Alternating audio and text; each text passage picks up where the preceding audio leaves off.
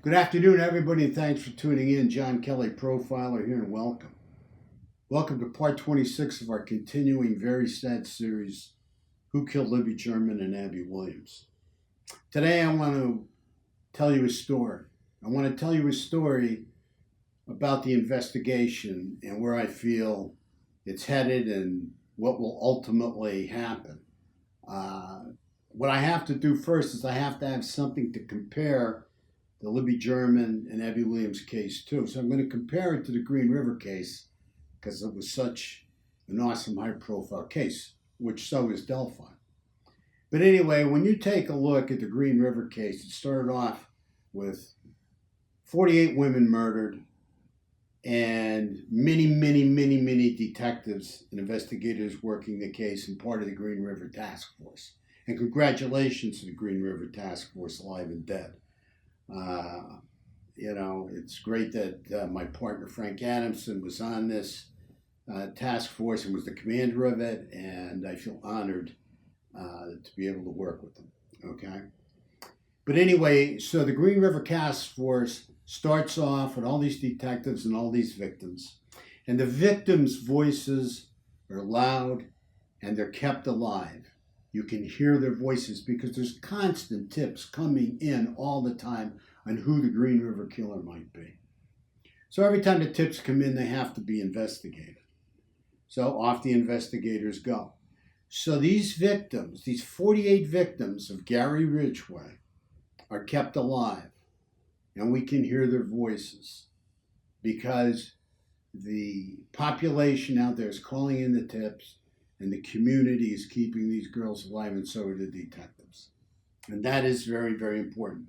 Eventually, the wind-up is that years started to go by. Not as many tips came in. Maybe at one point there were no tips. The manpower, the great manpower of the Green River killer case was diminished. And over 20 years, it was diminished to one lone detective sitting in an office, maybe not getting hardly any tips, if any at all, and waiting for DNA results, which he finally got, and it was a grand slam, and Gary Ridgway was arrested. But what I want to tell you is these girls that had such great voices in the beginning, their voices over the years became quieter and quieter and quieter, and then they got to a point where you couldn't hear their voices anymore. They didn't have a voice. They were dead, but not forgotten. Now, let's fast forward to the Libby German, Abby Williams murders.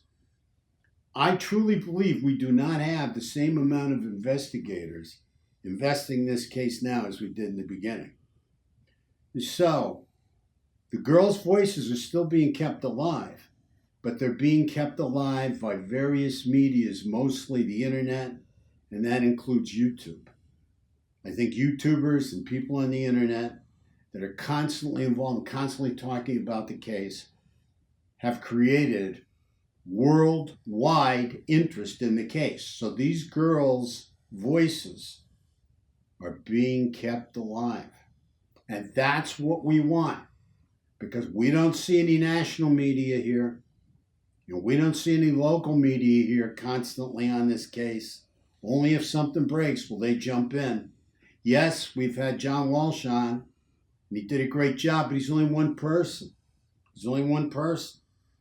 So in order to continue to give these girls a voice and keep them alive, we've got to continue to stimulate the tips and keep the tips flowing. I know we send a lot in. I know you guys send a lot in. And that's what's important, because as the manpower continues to diminish by law enforcement, and which it has to, because there's no way law enforcement can use all their investigators and detectives on a high priority case when they have everyday business and everyday crime to deal with. It's impossible. So unless the case is stimulated, unless tips come in, the girls aren't going to have a voice.